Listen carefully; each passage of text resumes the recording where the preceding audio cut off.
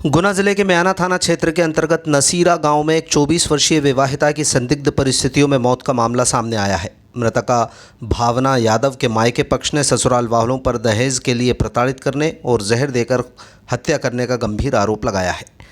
जानकारी के अनुसार कदवाया थाना क्षेत्र के ग्राम सिन्नी निवासी भावना की शादी 2 साल पहले ग्राम नसीरा में हुई थी। परिजनों का आरोप है कि पिछले 5 महीने से उसे दहेज की मांग को लेकर लगातार परेशान किया जा रहा था। बुधवार को जब भावना का भाई सुजीत अपनी बहन को विदा कराने नसीरा पहुंचा तो वहां विवाद की स्थिति बनी। सुजीत का आरोप है कि ससुराल पक्ष के लोगों ने उसके साथ मारपीट की। इसके बाद पड़ोसियों ने बीच बचाव किया। इसी गहमी के बीच भावना की तबीयत अचानक बिगड़ी। तबीयत बिगड़ने पर भावना को तत्काल एक निजी अस्पताल ले जाया गया, जहां प्राथमिक उपचार के बाद उसकी गंभीर हालत को देखते हुए भोपाल रेफर कर दिया गया। दुर्भाग्यवश भोपाल पहुंचने से पहले ही रास्ते में भावना की मौत हो गई। मायके पक्ष का दावा है कि ससुराल के लोग उसे अस्पताल में भर्ती कराने के बाद वहां से फरार हो गए। गुरुवार सुबह गुना जिला अस्पताल में मृतका के शव का पोस्टमार्टम कराया गया। पुलिस ने मर्ग कायम कर मामले की जांच शुरू कर दी है। सुजीत यादव रहने वाले कहाँ के? सिन्नी के।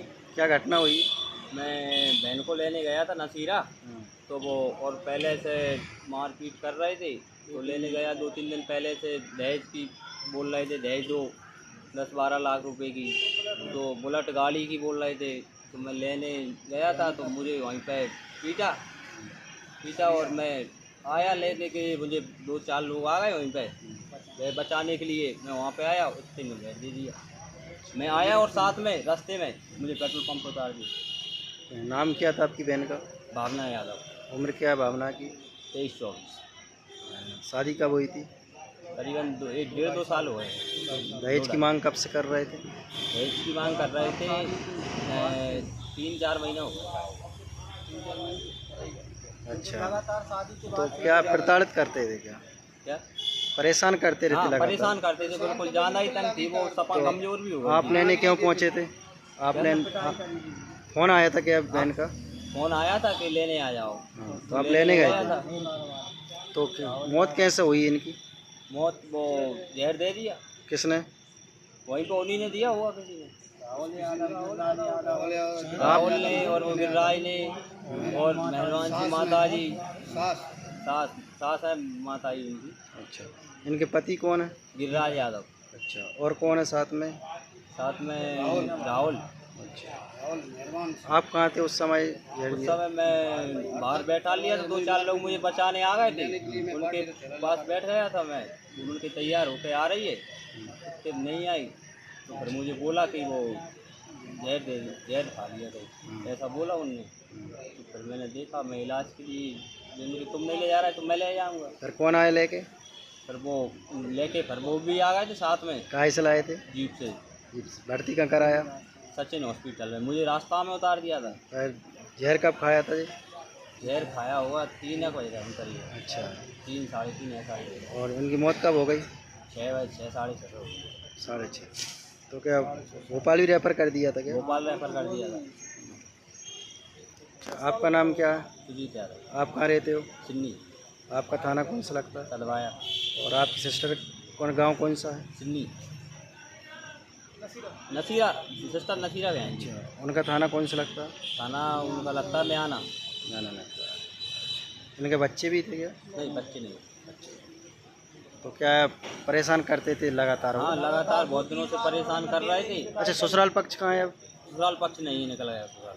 अच्छा, मौत के बाद निकल गए? हाँ, मौत के बाद निकल गया।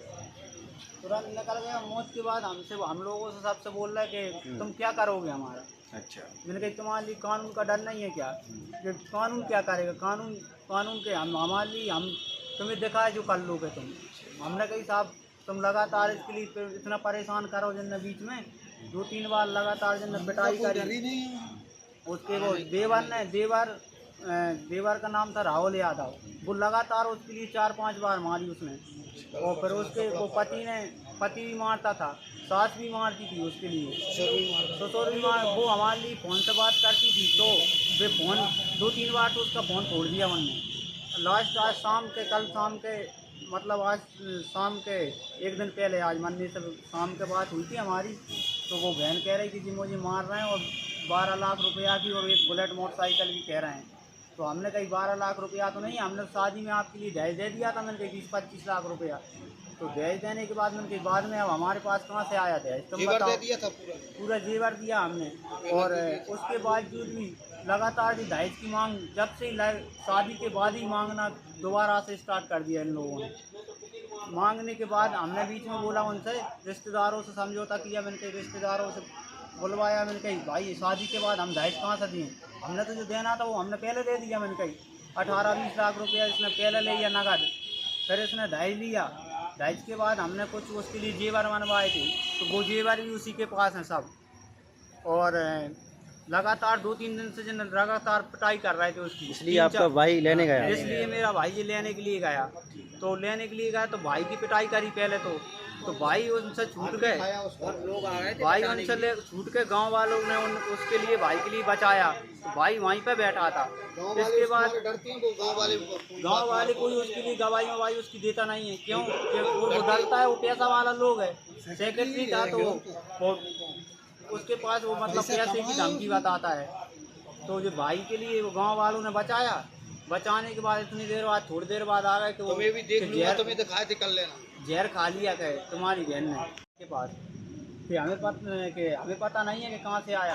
तो उन लोगों ने उसके लिए जहर दिया है, पटक के, और इसके साथ फिर इसने की इलाज के लिए ले जाओ, तुम ले चलो, नहीं तो घर में मोटरसाइकिल पर वो आना रही थी क्योंकि बेहोश हो गई थी वहीं पर मोड़ से। तो मोटरसाइकिल से नहीं आई तो फिर वो गाँव वालों ने सब ने उनसे बोला, जब जाके वे जब वो बेहोश हो गई इसके बाद वे लाए। 1-1.5 घंटे पहले तो उनने वहीं पे रहा था घर पे, इसके बाद फिर भी लाए हॉस्पिटल में, क्योंकि बचने के लिए कि हम बच जाएँ हॉस्पिटल तक हम पहुँचाएँगे। तो फिर भाई के लिए उन्होंने रास्ता में उतार दिया इसके लिए, और हॉस्टल में एडमिट करा तो वो लोग भाग गए। जब ही के पैसा चल रहा है इधर उधर पैसा